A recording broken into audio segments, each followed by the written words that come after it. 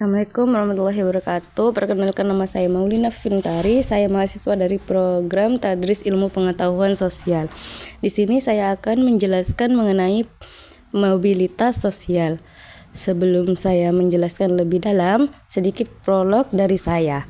Mobilitas sosial merupakan gerak sosial atau perpindahan sosial yang mencakup status dan peran seseorang untuk dapat beralih menjadi gerak sosial vertikal atau horizontal. Mobilitas sosial dapat menjadi pada individu ataupun pada antar generasi dalam sebuah keluarga.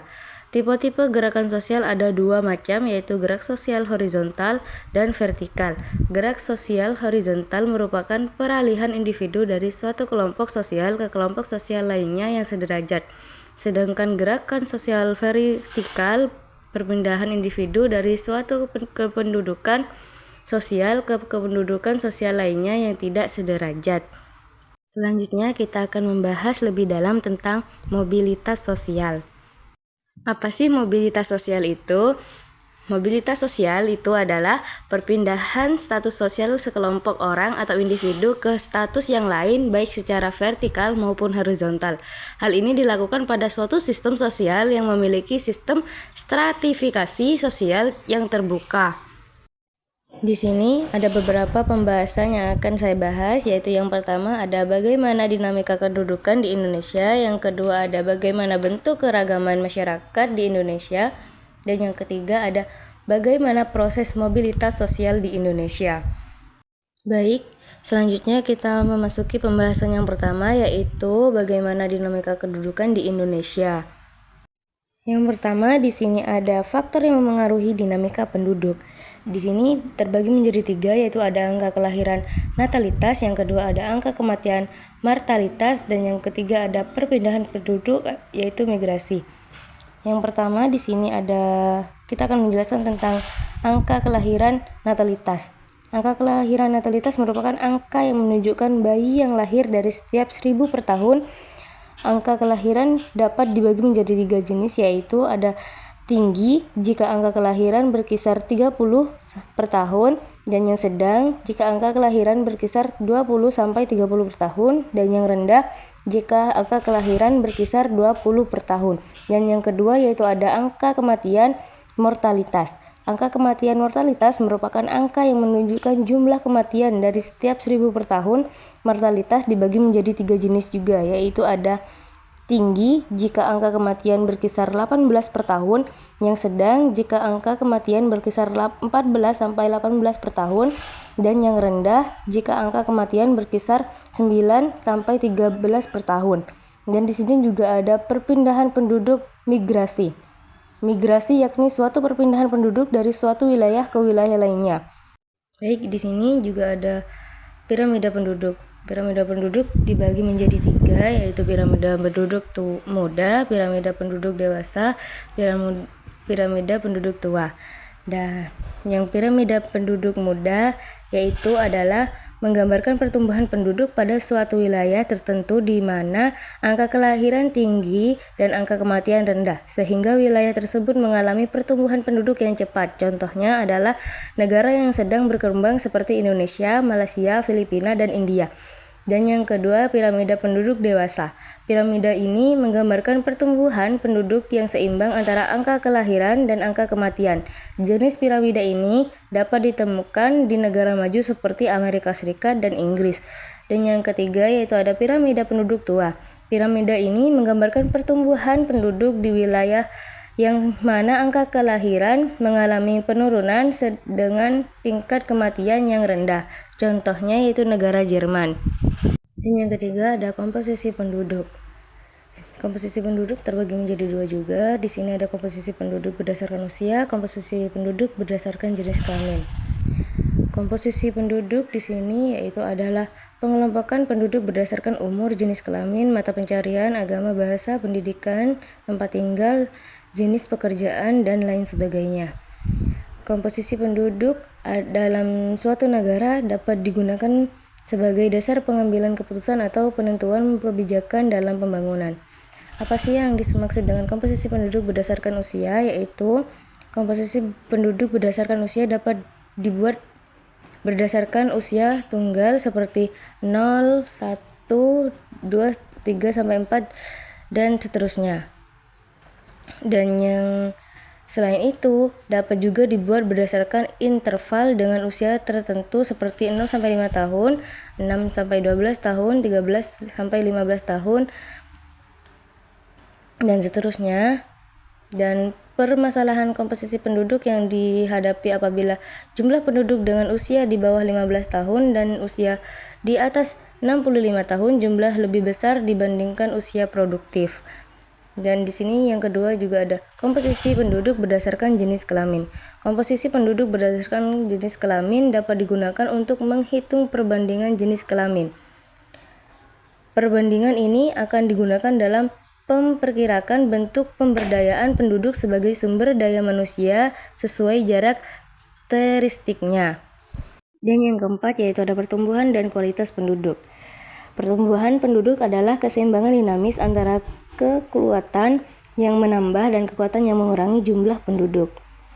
Nah, di sini itu ada pertumbuhan penduduk yang cepat akan menyebabkan kondisi sebagai berikut. Yang pertama ada pertumbuhan penduduk usia muda yang cepat menyebabkan tingginya angka pengangguran, dan yang kedua persebaran penduduk yang tidak merata. Yang ketiga, komposisi penduduk kurang menguntungkan karena disebabkan banyak usia muda yang kurang produktif sehingga beban ketergantungan tinggi. Yang keempat, arus urbanisasi tinggi, banyak yang beranggapan kota lebih banyak menyediakan lapangan kerja. Dan yang kelima yaitu ada menurunnya kualitas dan tingkat kesejahteraan penduduk. Dan pembahasan yang kedua di sini bagaimana bentuk keragaman masyarakat di Indonesia. Nah, masyarakat di Indonesia dikenal sebagai masyarakat religius. Beberapa agama dan kepercayaan dapat ditemukan di berbagai wilayah Indonesia. Beberapa suku bangsa terdapat di Indonesia memiliki khazanah budaya yang berbeda. Kondisi geografis dan sosial Indonesia juga memengaruhi berbagai kegiatan ekonomi masyarakat. Karena itu kita dapat memenuhi berbagai pekerjaan masyarakat Indonesia di berbagai tempat. Berdasarkan pada faktor adanya beberapa budaya, suku bangsa, dan pekerjaan masyarakat Indonesia, maka dapat dikaitkan masyarakat Indonesia bersifat plural. Nah, di sini juga ada beberapa keberagaman yang ada di Indonesia. Yang pertama ada perbedaan agama, yang kedua ada perbedaan budaya, dan yang ketiga ada perbedaan suku bangsa, yang keempat ada perbedaan pekerjaan, yang kelima ada manfaat keragaman. Dan yang pertama yaitu ada perbedaan agama. Apakah kamu menemukan berbagai macam agama di lingkungan tempat tinggalmu? Pernahkah kamu mengamati pemeluk agama lain yang sedang melaksanakan upacara keagamaan? Tentu kamu banyak menemukan perbedaan dalam melaksanakan upacara keagamaan pada agama yang berbeda. Kamu mungkin merasa asing dengan upacara persembahyangan agama yang berbeda dengan agama yang kita peluk. Hal ini cukup wajar karena setiap agama memiliki tuntunan dalam melaksanakan persembahyangan atau upacara keagamaan. Dan yang kedua yaitu ada perbedaan budaya. Seorang ahli budaya Indonesia bernama Suekmono mendefinisikan budaya adalah hasil kerja atau usaha manusia yang berupa benda maupun hasil buah pemikiran manusia di masa hidupnya. Budaya merupakan salah satu bentuk hasil manusia yang membedakan manusia dengan makhluk lainnya. Manusia selalu menghasilkan budaya karena manusia dikaruniai akal pikiran yang dapat digunakan untuk memenuhi taraf hidup manusia. Dan yang ketiga yaitu ada perbedaan suku bangsa. Bangsa Indonesia memiliki lebih dari 300 kelompok etnik atau suku bangsa. Suku Jawa adalah kelompok suku terbesar di Indonesia dengan jumlah mencapai 41% dari total populasi. Sebagai besar suku Jawa tinggal di Pulau Jawa, terutama Jawa Tengah, Jawa Timur. Akan tetapi jutaan jiwa telah bermigrasi yang tersebar ke berbagai pulau di Nusantara, bahkan berimigrasi ke luar negeri. Suku Sunda, suku Melayu, dan suku Madura adalah kelompok terbesar berikutnya di Indonesia, di negara ini. Dan yang keempat di sini ada perbedaan pekerjaan. Pekerjaan merupakan salah satu bentuk kegiatan ekonomi yang dilakukan masyarakat untuk memenuhi kebutuhan.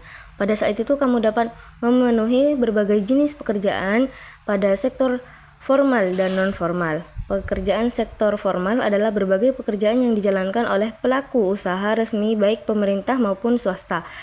Para karyawan perusahaan, pegawai kantor bank, pegawai pemerintah, guru merupakan contoh pekerja dari sektor formal. Jenis pekerjaan formal memberikan konsekuensi kepada individu bahwa harus terikat secara langsung oleh sistem yang berlaku.